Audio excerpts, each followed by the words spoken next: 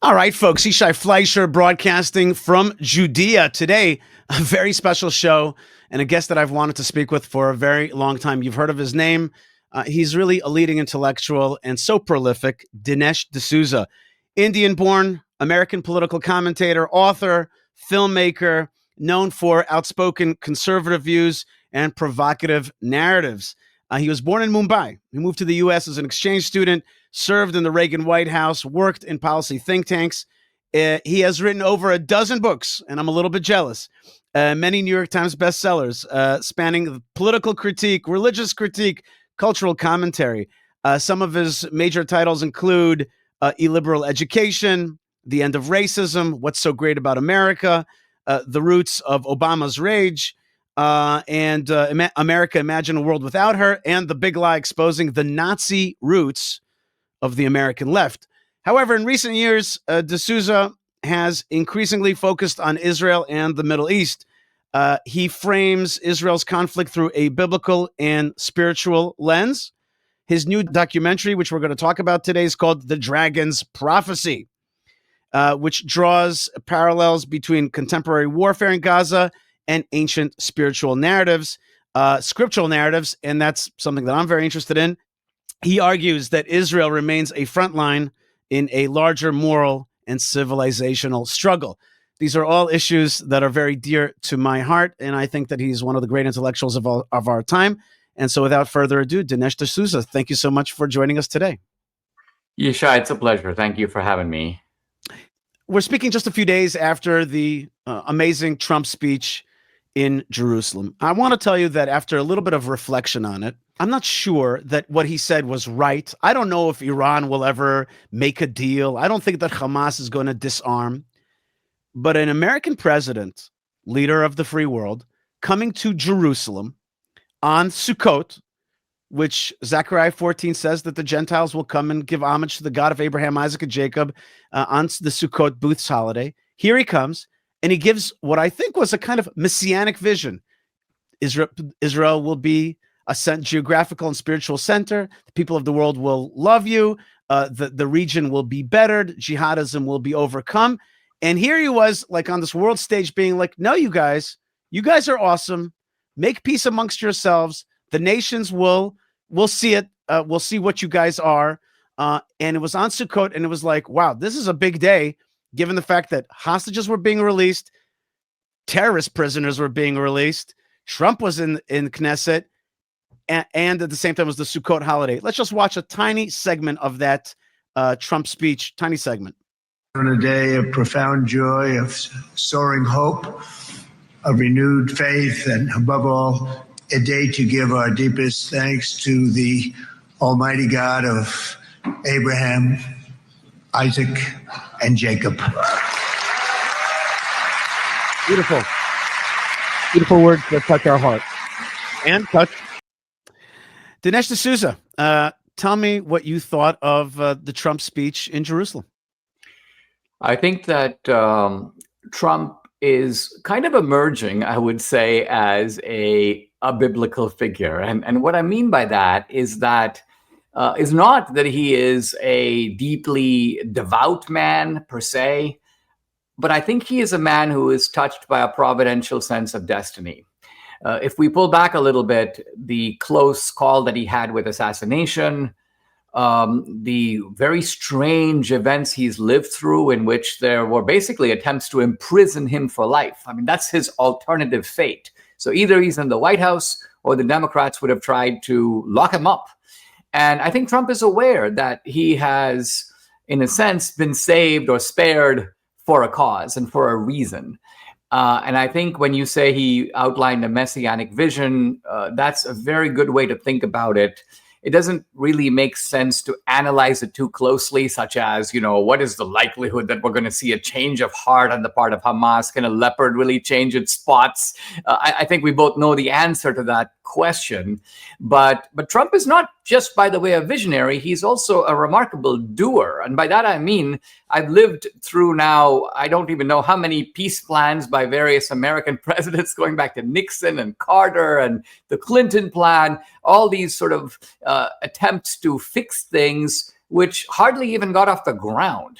And then this guy comes in and he almost approaches it with a whimsical, I would say, like a real estate point of view. Like, I see all this rubble and, I don't know why we can't have some really nice buildings here, including maybe a Trump Tower. People nicely dressed up, going to work, high-tech companies, good food on the table, prosperity. So I think Trump, in a way, is a little uncomprehending of the sort of psychology of Gaza. And what he's doing is he's offering a different path, almost as if to say, I can't believe that people would choose death over life, war over peace, continual hatred over prosperity. Trump is putting another option on the table. And I think that's about the best you can do. Right. You're right that there's a sense of kind of naivete, but for us on the ground, I was prepared to feel more cynical. Okay, I didn't like the deal. I didn't think that it was a good idea to give away horrible, murderous terrorists. I didn't think America would ever do such a thing. I didn't like the idea of stopping the war with Hamas, and I was a little bit annoyed. He's going now to Sharm el-Sheikh, and he's going to make a deal with bringing Qatar and Turkey into Gaza. I'm like, oh man, we don't need to internationalize Gaza. We need to nationalize Gaza. And yet I was left with a profound sense of personal hope, but also I think that I heard a kind of national sigh. 2 years at war, a little bit of a break, a little bit of a positivity. We are surrounded, Israel is, by hate. Dinesh, and I don't know if if you can, maybe you personally with the life that you've led can feel that, and what you said about Trump. We live a life where we think of ourselves as good, but surrounded by hate. And here came an American president and gave us this feeling like, no, you are good. This is good. God is good. The story is good. You know why I think that's very important psychologically and also spiritually is because the dilemma of the good man or the good country is this. The bad people, and when I use the phrase the dragon's prophecy, the dragon, the title of my documentary, refers to the devil. And one of the things I bring out in the film, a conundrum of evil, and in fact, right out of the handbook of the devil, so to speak, is this. The devil forces the good person into a choice where you feel like I have no choice but to do evil. Because the evil is so palpable that you're like at a loss for how to fight it. And there seems to be no other way than to jump into the pit and fight evil with its own weapons. I mean, what other weapons do you have? The only other alternative appears to be surrender or retreat. I mean, to use a vivid analogy, if someone does a home invasion on you and they massacre your family, they run away, you chase them down, they jump into a truck, but they come out with their own wife and 7 children, stick them in front of themselves and go, we dare you to shoot. Shoot and become a murderer like we are, and you're like, what do I do? So Israel has been living through this kind of horror that, and don't be mistaken, the blame for it lies 100% with Hamas and with the radical Muslims. But what I'm saying is the good person is like frustrated to no end, because how do I go about fighting these people who operate in this barbarian mode?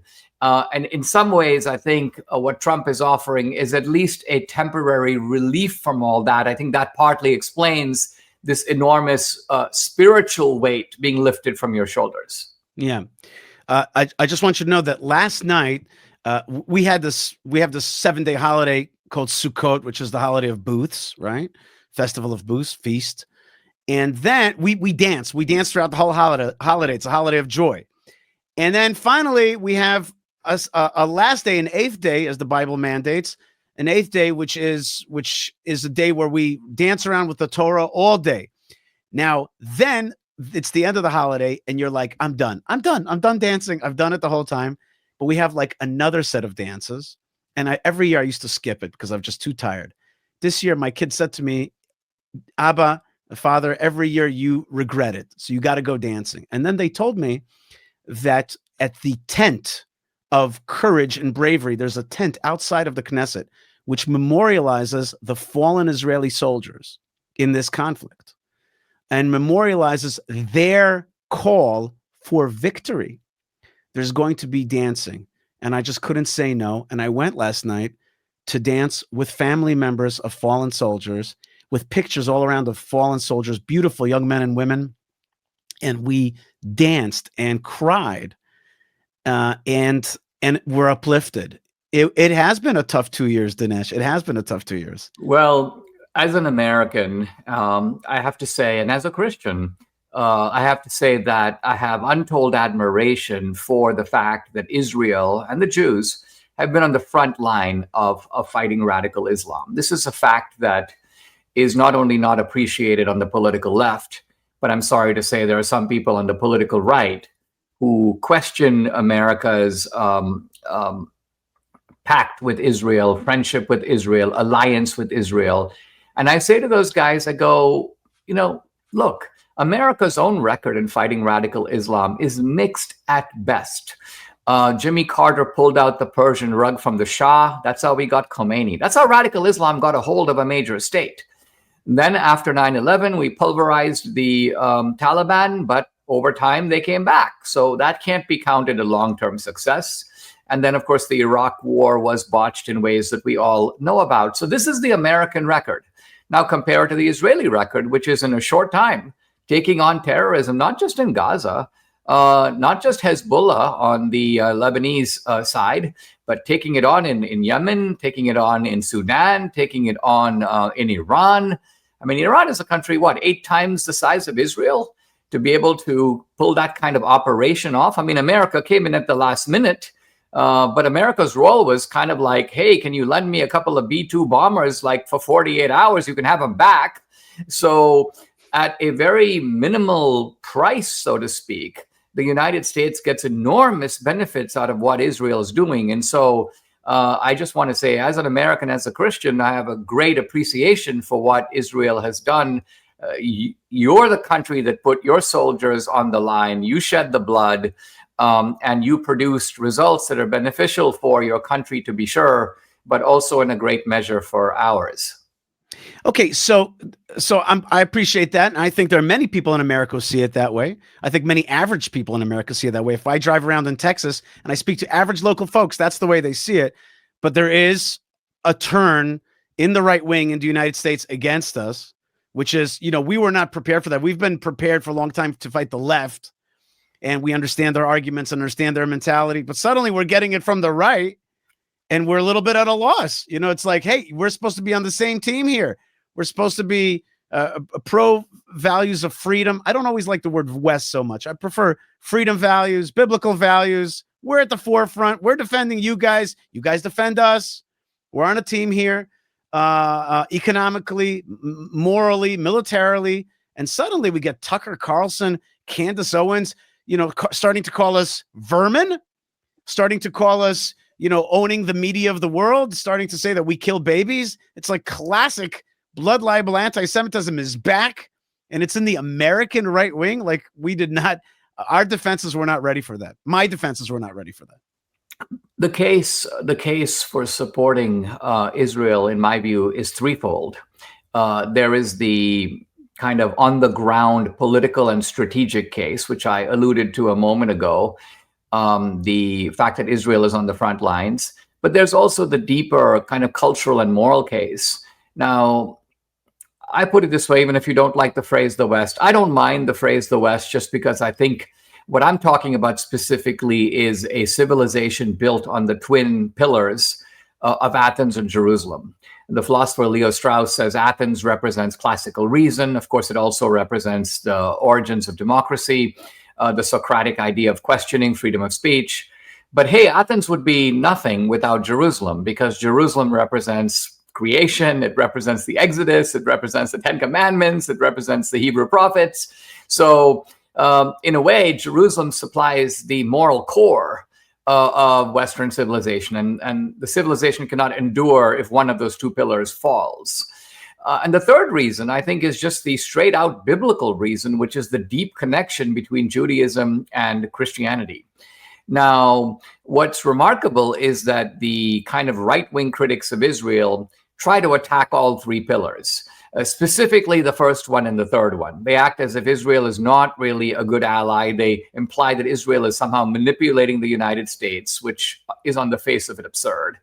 And then they also suggest that somehow Christianity represents such a radical break with Judaism that the Old Testament or the Hebrew scriptures no longer belong in the Christian Bible. Now, this is a sort of a scandal, because the Old Testament and the New Testament are joined at the hip in the Christian scriptures for 2,000 years. And so this is a repudiation really of the fundamentals of Christianity itself. The other thing I find particularly appalling is that it's quite obvious in the world that what we have now is I would call it a diabolical alliance between the morally degenerate cultural left and the radical jihadis on the other side. So this is like, some people call it the red-green alliance, red being a symbol for communism, green, of course, for radical Islam. And this red-green alliance is united not by common goals. We know, I think quite obviously, that neither of these two groups can inhabit each other's world very easily, but it is united by common hatred. Hatred for Jews and Israel on the one hand, hatred for Christians, and for the principles of the West on the other. And so it would seem obvious for anyone on the right that Jews and Christians should come closer together. Israel and the United States should come closer together to repel this attack, this diabolical attack coming, I think, in some ways straight from the dragon himself. And so all of this makes it particularly mystifying, bordering on suspicious, that you have people on the right, in a sense, undermining Israel and consequently strengthening the global jihadis and strengthening the cultural left. For this reason, I think we're seeing something that goes beyond just political iconoclasm. We're dealing with something deeply perverse that's politically damaging, but also I would say a repudiation of Christianity itself. Okay, but what's the roots of it? How do you understand the roots of Tucker, the roots of Candace? Have they been? I see three options. Either they're off their meds and they've just gone loony. Maybe that's true about Candace, but not so likely. Or they had a Jewish agent or Jewish partnership with Ben Shapiro, and they just started hating him, and they started hating all Jews. Or they got annoyed with a phone call from Netanyahu or something. Or they've been bought out by a Qatar, by an Iran, by a Russia, by China, and they've just gone to the other side. Like, or is there a fourth option? But what is at the root of these folks and they're flip-flop, they're complete 180. And and you have Tucker being like, yeah, Sharia law is kind of cool, what's wrong with that, with his nutty laugh.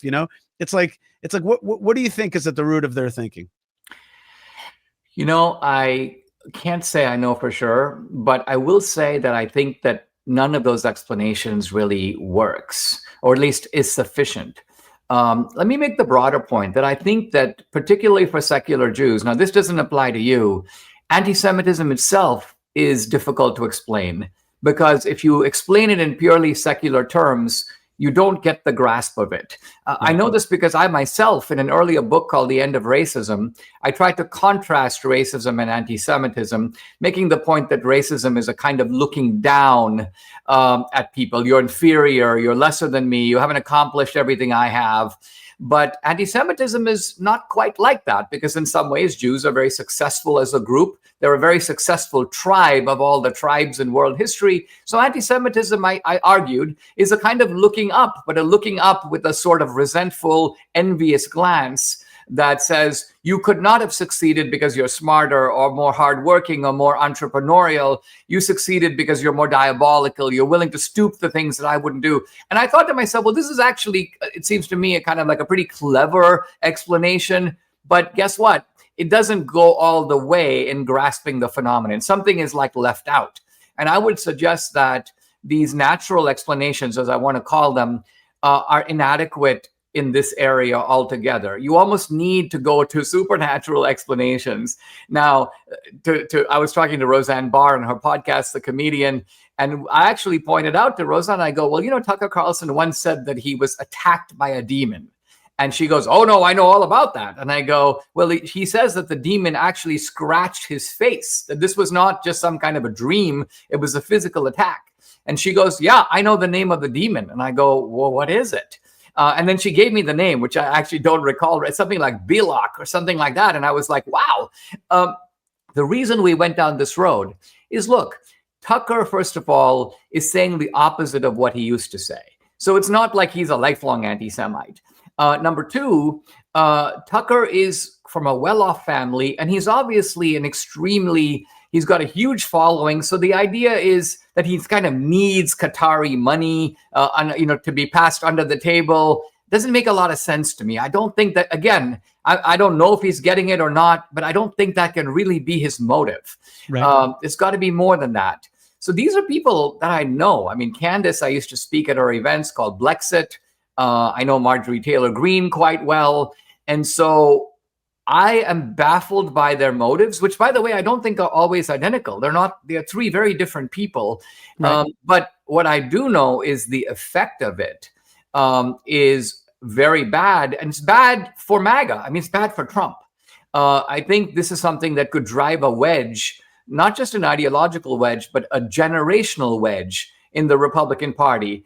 Charlie Kirk, as you know, was in the middle of this a little bit because he has a youth organization and the youth is pivoting more anti-Israel. But of course, the older people who gave him money, the donors, and I don't just mean Jewish donors, I mean evangelical donors, I mean Republican businessmen, all of these donors want nothing to have to do with anything that has the slightest aroma of anti-Semitism. So Charlie was facing a revolt, not by Jewish donors, but by donors generally. And this is, I think, he was caught in the middle of all that. Wow. You know that picture of Charlie with the flag of Israel in front of the Tomb of the Patriarchs and Matriarchs? I took that picture. I had the opportunity to tour him on his day in Hebron, and he mentioned Hebron many times afterwards. Charlie Kirk, he was in the middle of that. That's what it feels like. It feels like he had a lot of this and that, but he definitely, his sentiment was to help Israel get out of the rut of the international PR, disaster that Israel faced.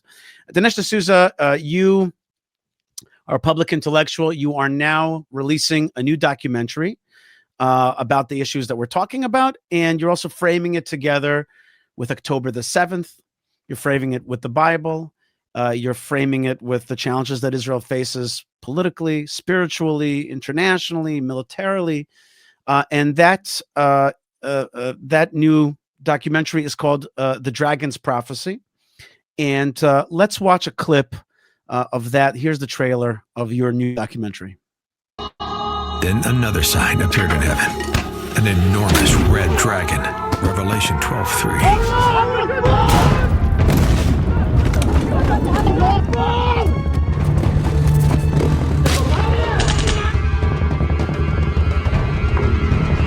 Once again, an armed attack in the Middle East, but this time it's different. October 7th was the devil's holiday. It's very hard to believe what happened, even though I was there and seeing with my own eyes and seeing them laughing and killing and having fun with it. Because if you don't open the door, they are going to kill you and they are going to kill me, so please open the door. So who are the Jews? Who are the Palestinians? And whose land is it really? Could the fate of the world, of humanity itself, be somehow tied to this place?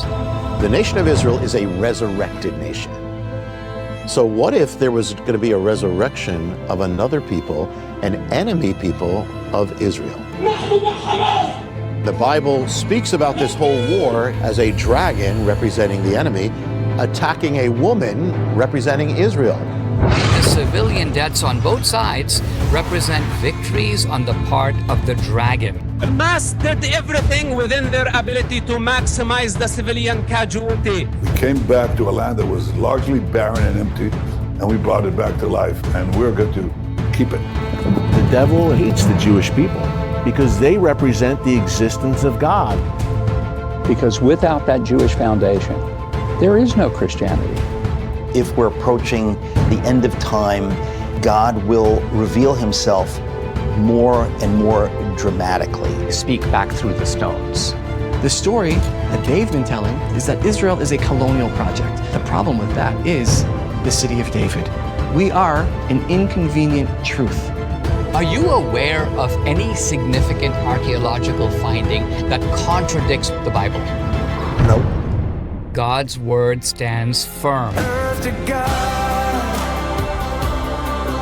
The dragon will not prevail. Your message here is become a dragon slayer. Based on Jonathan Cahn's #1 international bestseller, The Dragon's Prophecy. This film contains graphic violence of October 7th. In theaters only October 6th and October 8th. Streaming and DVD starting October 9th. The Dragon's Prophecy Film.com. Okay, disclaimer from my end. I am not Christian. The show is not Christian. This is in Christian parlance, we would call it Old Testament, Jewish-based, Israel-based show that I do here. And the Christian parts don't speak to me, but the vast majority of that trailer spoke to me very much. And I certainly agree. I don't know about the word dragon prophecy, but I do certainly know that the dark energy in this world, the Amalek, the anti-Israel forces, don't want the Jewish people to be the channels of godliness into this world. And that's so fun to talk with you. What's so fun to talk with you is that you and I could talk politics, we could talk realpolitik, policy, and then shift seamlessly, because it's part of the same thing, to talk about spirituality, God, Bible, archaeology. It's all one. It's all a synergetic, organic one thing. Tell me about this film. And maybe the way I want to ask it is, why are you making this film? Can't you just stick to America issues and America first and all those kind of things? Like, why do you want to get into our mess here, what we call in Hebrew balagan? Why do you want to get into our stew here of the Middle East? Well, that's a good question. And it's certainly, I had I would call it unified following on the right, partly because in my background, I go back to the Reagan days. I've been in the most mainstream conservative think tanks. I've been close to Trump. In fact, I got entangled with the Obama administration, which politically targeted me. So I ended up with a pardon from President Trump in a case that preceded all the cases that came later with George Papadopoulos and Michael Flynn and Trump himself. So this issue has, in a way, created a rift on the right, and I've been very outspoken in attacking people who are my really former friends. But doing it, I think, with good reason and doing it in the right tone. Now, my wife and I came to Israel for the first time in the end of 2022. And I was exposed for the first time really to biblical archaeology. Now, I've written a good deal about God and atheism. I've debated leading atheists around the world. People like Christopher Hitchens was one of my debating partners going back a decade or so, before his death, of course. And but I was not familiar with the fact that coming out of the ground in the last few decades are coins and clay seals and stone inscriptions and other artifacts that are validating the scriptures, particularly the Hebrew scriptures, but also the Christian scriptures. Basically, what's happening is figures in the Bible who were for many, many centuries only in the Bible. There was no non-biblical attestation. They're jumping out of the Bible and into the pages of history, kind of via the pathway of archaeology. So I found this riveting, fascinating. And I thought to myself, I need to think about this a little bit more. And it's also very cinematic. So I might be able to find a way to do a film on it. But I was thinking more of a film that would be about the archaeology itself. And fast forward the better part of a year, October 7th. And then my wife is in a Telegram channel collecting all this footage, most of it, by the way, taken by Hamas. And I'm looking at it, and I also realized the footage is not being released. People don't see it. The world doesn't have experiential familiarity with it. So here I know as a filmmaker, it's one thing to know about something. It's a whole different thing to sort of show it to you, right? If I told you I'm from India, that gives you some idea of where I'm from, but it's a whole different thing for me showing you a video and saying, this is the house I grew up in. That's my family. This is what we're eating for dinner. Then you get a sense of, oh, wow, well, that's really how these Indian people live. So I was collecting this footage for the better part of 2 years. And then along comes this fellow, Jonathan Cahn, who introduces a kind of wide-angle spiritual lens. He argues, for example, that if you look at the war between Israel and Hamas, it actually is closely paralleled with wars described in the Bible between the Israelites, the ancient Israelites, and their longtime enemy called the Philistines. That's right. And he goes on to show not just that the name Palestine and Philistine is the same name, he shows the tactics are weirdly similar. So, so I found all of this fascinating. I thought, look, the archaeology gives me the past, the war, and now the peace plan give me the present. Jonathan Kahn is introducing this kind of prophetic element pointing to the future. If I can weave these together, I will have a different type of film than I've made before, but in some ways a more profound film because its theme isn't just political. It ultimately is about the war between good and evil that is raging within every human soul. And what do you expect people when they're going to watch this movie? Are they going to be like what do you want them to come out with? Like biblical archaeology is real, prophecies are real, Israel is something that we have to protect because it's part of it's this kind of like godly thing. Bless Israel, you'll be blessed. Like where do you want the person to come out of the theater? What do you want him or her to feel? So I begin the film with about 10 minutes of like live footage of October 7th. It's kind of graphic, but it's not the worst of the stuff. It's basically enough to put you on the scene. Right. And then I have conversations with a couple of survivors. Yishai Miran, for example, at her kibbutz, the Nahal Oz kibbutz, and she is now happily reunited with her husband Omri, but he was a hostage in Gaza for 2 years. And as she's describing what she calls the Hamas monsters coming in through her window, we have the footage. So, in a documentary film, normally when someone's telling about something, if you want to show people, you have to recreate the footage. But no, I actually have it. So while she's talking about it, I let people see it. And so I'm showing you kind of the face of evil itself. I want you to be able to recognize. But okay, but seeing Hamas evil is I could see it in 9/11. I could see it. I could see it in the Telegram channels. Okay, but what did you? People have a hard time, and I think in a philosophical way, evil is very hard to comprehend because evil always comes under the banner of good, right? So, for example, evil people never say, yes, I'm a really bad person and I'm doing this because I'm truly evil. Rather, they say, I robbed the grocery store because, my family is starving. Or Hamas will say, we have been dispossessed for, decades. And so we are striking out in a war of liberation. So my point is this, that evil is always disguised. It marches under the banner of good. So you have to sort of step back and recognize that the evil itself requires some comprehension. That's my goal in opening the film. But then the film goes into this kind of biblical analysis, which says that evil cannot be fully explained without coming to terms with the dragon. In other words, evil has a source.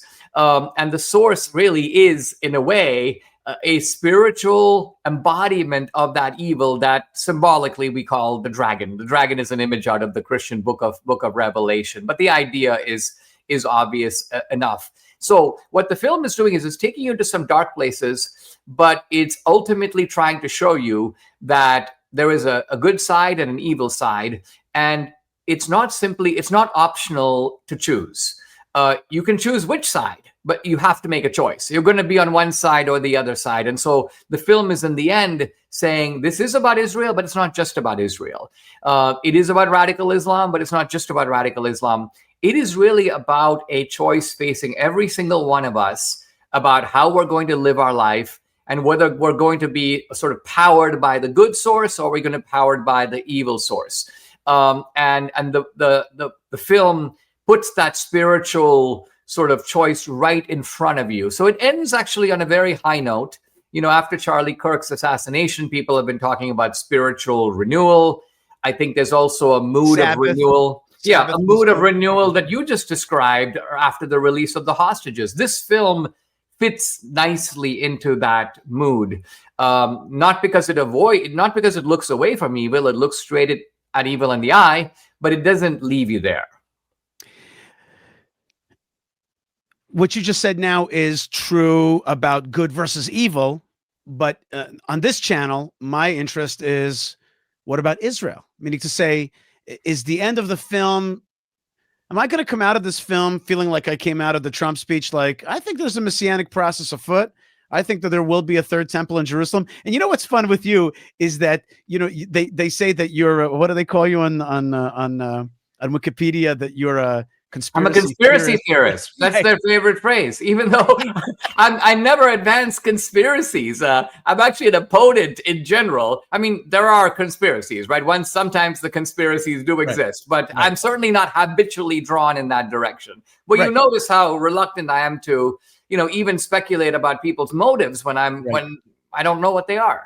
No, I agree with you, and I think that's just a way to bash and to use a cudgel to take away from what you are doing, which is putting out truth that is not always how did Al Gore call it? Inconvenient truths. That's what the way to bash that is by calling it conspiracies. But there are inconvenient truths. For example, that we Jewish people want a third temple in Jerusalem. When I watch even that trailer, that energy of like there is something coming to be born, to be birthed here in the land of Israel, and especially in Jerusalem, is this global consciousness, this goodness that could arise, this thing of God's presence in this world. We call that the third temple.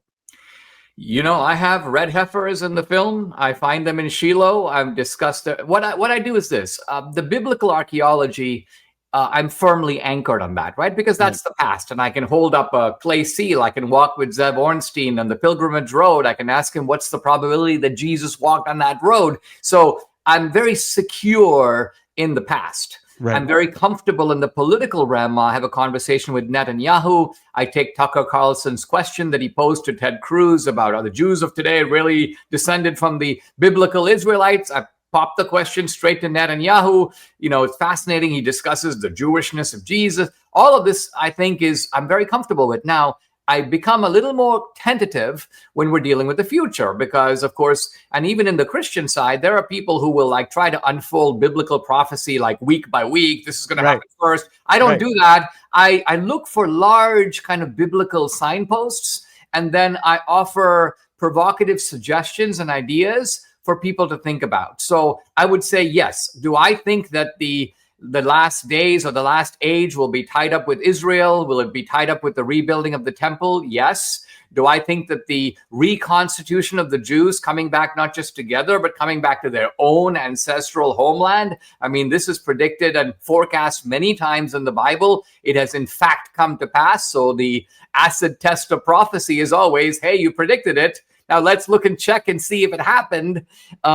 Jonathan Kahn he says, look, one of the prophecies of the Bible is that in the end times, meaning the last phase, you will see a rising temperature of hatred both for the Jews and the Christians. In other words, for the people of God and for the Christians who see themselves as engrafted onto the people of God. And then I say, all right, well, let's look around the world. Do we see increasing attacks on Jews and Christians? Yes. Do we see increasing persecution? Yes. Who is it coming from? The same people. In other words, it's coming from the radical jihadis all over the world, and it's actually coming from the cultural left in the West. The cultural left hates Israel. The cultural left hates Christians. And so to me, the implications, and this is very obviously spelled out in the film, is Christians and Jews need to pull closer together. Israel and the U.S. needs to pull closer together because we have common enemies that are quite obviously out to take us down. Two things about language, and I'm drawing close to the end of my time with you, your time with me. I could go on with you forever. But two points on language. My friend challenged me a long time ago to find a kind of slur or a way to talk negatively about Palestinianism, because Palestinianism is anti-Israelism in my understanding. You don't have to agree with that. That's the way I understand it. So I came up a long time ago with the term Philistines. And my friends and I, have kind of amongst us, we use the term, the Philistines are attacking us. Now, sometimes when I say that out loud, people are like, whoa, whoa, whoa, whoa. If you say Philistine, you're granting them this long history. And I say, look, I'm talking about spiritually. I'm talking about, I know King David knew what to do with Philistines. We know the word Philistine in Hebrew means marauders, invaders, land grabbers. Plishtim, Polshim, that's what it means. It means people take your land, come from the Aegean and steal your land. So I'd love your comment on that. And just one more point, one more language point. You talk about Athens and Jerusalem.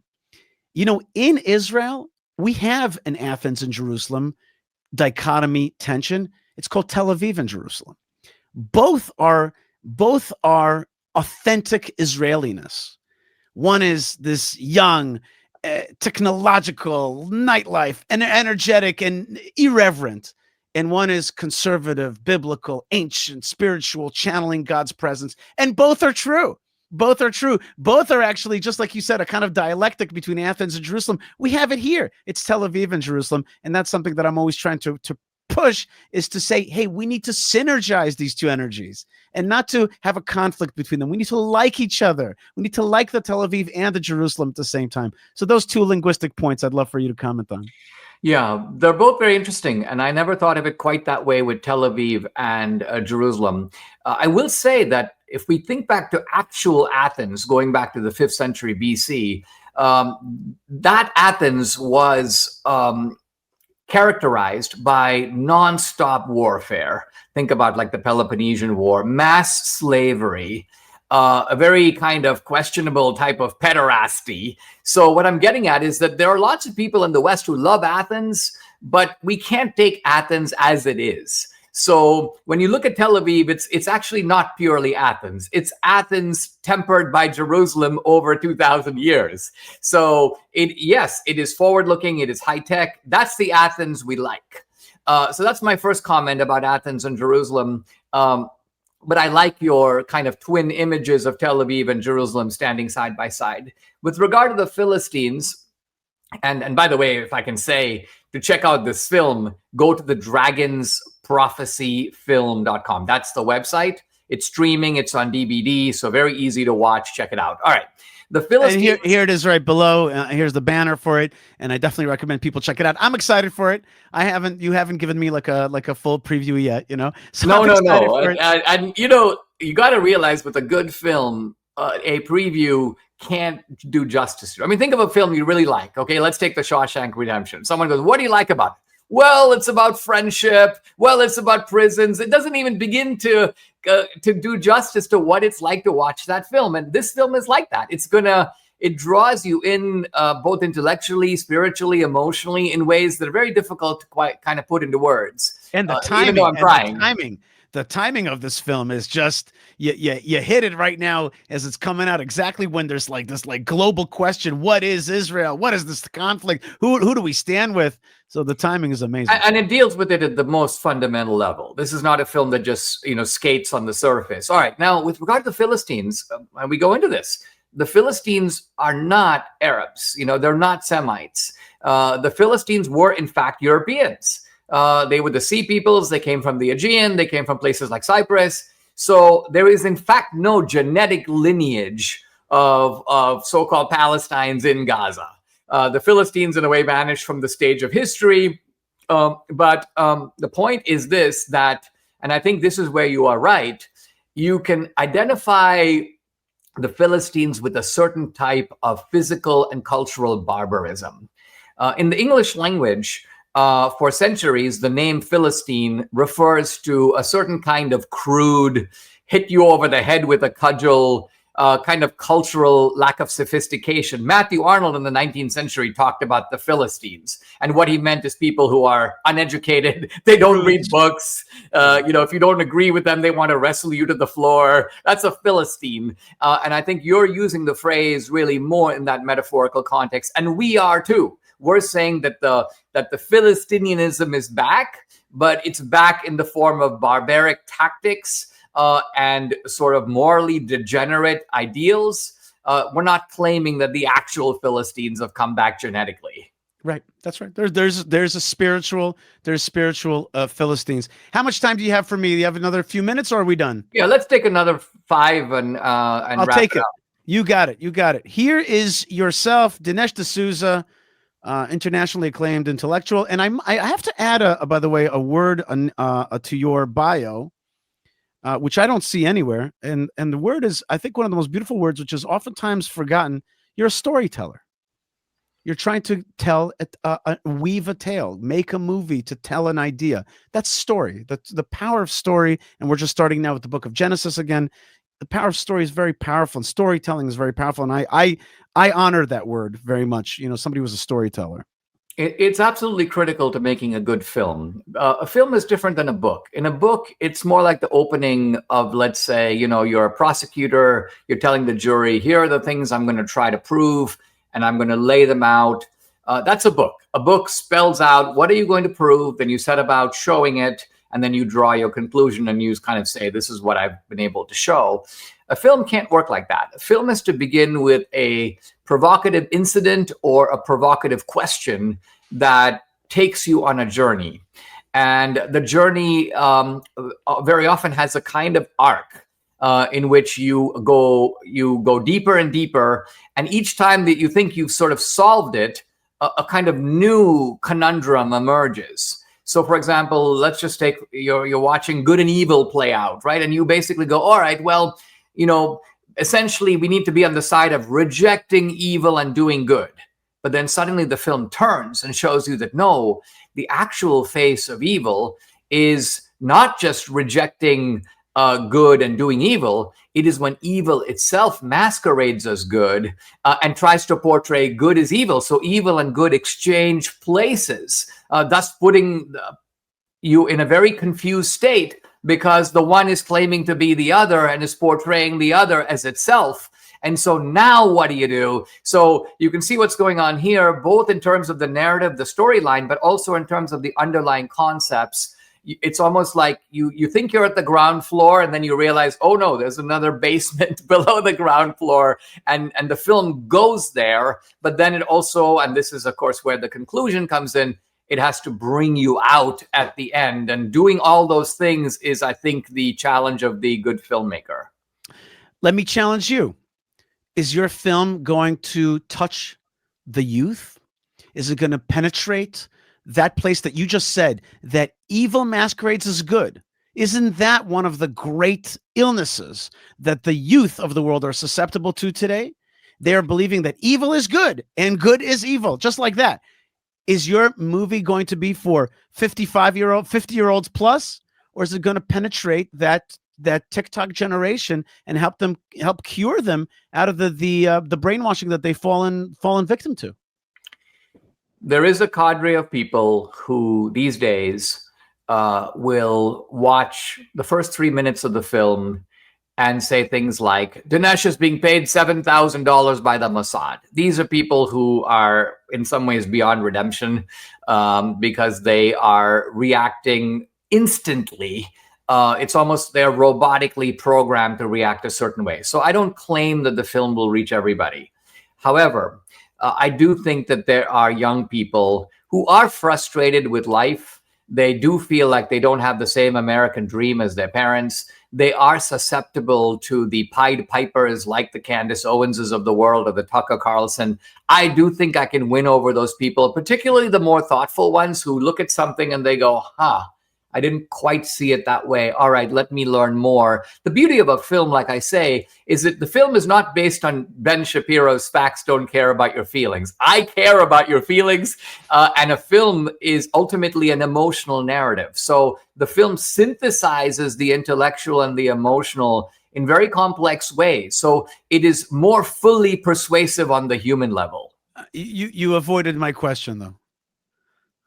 Well, my question, I think, yes. I'm asking you about the youth who have been targeted by TikTok, by China, have been targeted by Qatar and Campus. Or let me say it a different way. Is there a way to redeem the youth? Is there a way to help them? Yes, and I do think that this film is part of that. Why? It uses the right medium. Mm-hmm. Young people today are moved visually. Our culture is far more visual than it used to be. So offering, food for thought, sort of the philosophical discourse is not going to work. We make trailers, we do film clips, and we do 90-minute documentaries. And so we are in the right medium, right, and we are addressing people in the right tone. The tone is not dogmatic. It is not, I don't speak in the thunderous language of the Bible. The Bible speaks in the beginning, God created the heavens and the earth. I speak in the language of, you're really not sure, are you, about whether you can believe the Bible and whether these events are real. Are these real people? Are these true events? All right, let's jump into the archaeological pit and take a look at a few things. That is the language of the university. It's the language that young people have been taught to respect. That's the language of this movie. Dinesh D'Souza, last question. We're done. We just talked about the youth of the world, certainly of the United States. We talked about biblical archaeology. Let's just go back to policy for just 1 second. The two-state solution. You asked Netanyahu, is this the end of that thinking of giving away the land of Israel to the enemies of Israel? Here's that clip. It seems that you recognized immediately that this was part of a wider threat to Israel and to the region. Did you also immediately see that it posed some serious problems for the idea of the two-state solution that has been talked about really off and on for half a century? Because Israel tried it, in a sense, with Gaza. There was self-government in Gaza. There was an election in the early part of the 21st century. Hamas was selected or chosen by the people of Gaza. And there's a lesson in it, isn't there, from October 7th, that something that was tried maybe didn't work? Well, I didn't need that lesson because I thought that creating a Palestinian state whose sole goal would be the elimination of the Jewish state would not bring us closer to peace. It would bring us to outright war. And in fact, such a state was created in Gaza. Hamas had a state, a de facto state. And it used it not to promote peace, but to try to annihilate Israel. And the other parts of the Palestinian movement are not much better. They share the goal of liquidating Israel. I'm talking about the Palestinian Authority in Judea and Samaria, the West Bank. They teach their children exactly the same stuff that Hamas teaches their children, same textbooks. They pay for slay. They pay terrorists for murdering Jews. The more Jews they murder, the more they get paid, and their families.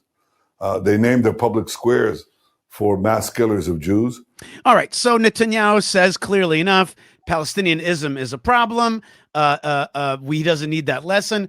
Yet still, on the global level, trying to give away the land of Israel to create a jihadist Palestine in our ancestral homeland, especially here where I'm broadcasting from Judea, the heartland of the Holy Land. It's still a thing. This tiny little Jewish state, they still want to divide it. And here's Dinesh D'Souza, here's my metaphor. I tell people, I say to them, why don't we just tell Taiwan, if you want peace with China, just split your tiny island in half, give half to China, and I'm sure there'll be peace, right? And people laugh at that ridiculous idea, but they don't laugh at the idea of splitting up tiny Israel, giving it to the broader jihad and broader Arab Muslim world, and supposedly we'll somehow get peace from it. Do you think finally through this whole process, the idea of shrinking Israel is going to die, or is it continuing to live in the minds of the Red Green Alliance and others that you talked about?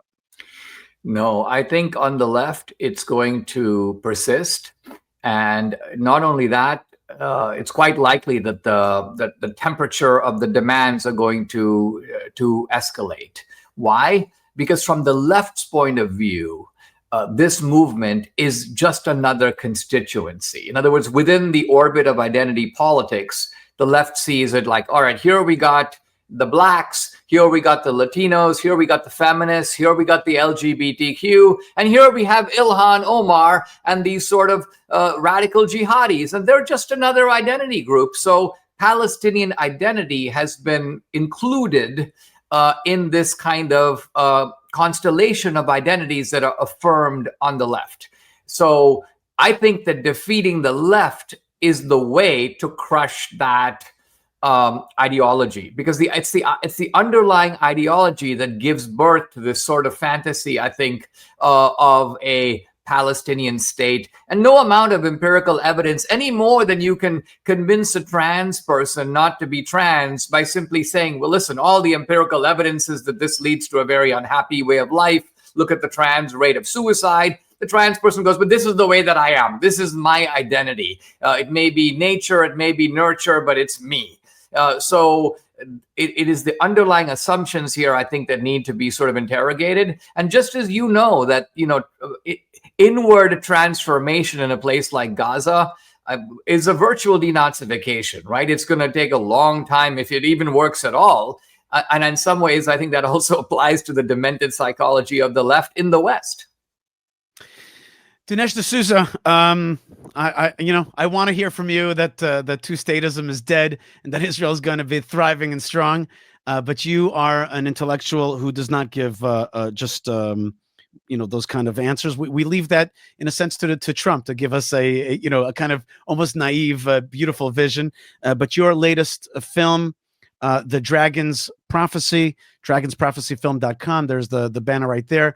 Explores these issues, explores biblical archaeology, explores October the 7th and its broader meaning and the challenge to Israel, which is the challenge to biblical society, the society that favors and promotes freedom and liberty and a better world through that, a more liberated world. It can happen. And it's going to happen, I think. I think that President Trump laid a vision for us, and your movie is going to kind of strengthen that question and maybe help, I hope, a lot of people come to the right conclusion. You are a public intellectual, a writer, a thinker, a podcaster, a movie maker, an author, and we really appreciate your time, and we look forward to seeing you and hosting you next time. Next time on your next trip to Hebron, see the tomb of the patriarchs and matriarchs. You're absolutely invited. And thank you again so much for every moment of your time. Yishai, it's been a pleasure, and I certainly would love to take you up on that sometime. Thank you. All right, folks, I hope you enjoyed Dinesh D'Souza. I certainly enjoyed speaking with him. What an amazing thinker. His ability, his recall, his understanding of things is awesome. You can agree or not agree, but certainly he's a guy out there who, and you know what I value? I value words. I also value intellectual honesty, and I value courage. And I think we see that in him. Looking forward myself to see the dragonsprophecyfilm.com. Remember, it has a Christian perspective. This show, we are Orthodox Jews from the land of Israel. So, okay, as I always say, let's agree to agree, right? We have a lot of things we agree on. Let's focus on that. And I'm looking forward to agree on a lot of things that this movie has to offer. If you love what we do here at Yishai Fleischer TV, we ask you to support us. Support broadcasting of truth and strength through buymeacoffee.com/Yishai. That's a great way to support our show and to support the projects of strengthening the land of Israel through fightforisrael.org, fightforisrael.org. Don't forget that you can like, subscribe, comment, become a member, and check out our web store at Yishai Fleischer TV. God bless you, folks, wherever you are. May Am Yisrael be strong, and may we, through this process of the 2-year war and whatever this thing is that we're living in right now, a ceasefire, a hudna, a great vision of a messianic time, whatever this thing is, and may we be strengthened in this new year. God bless you from the land of Israel, wherever you are. Lots of love, lots of blessings, and shalom.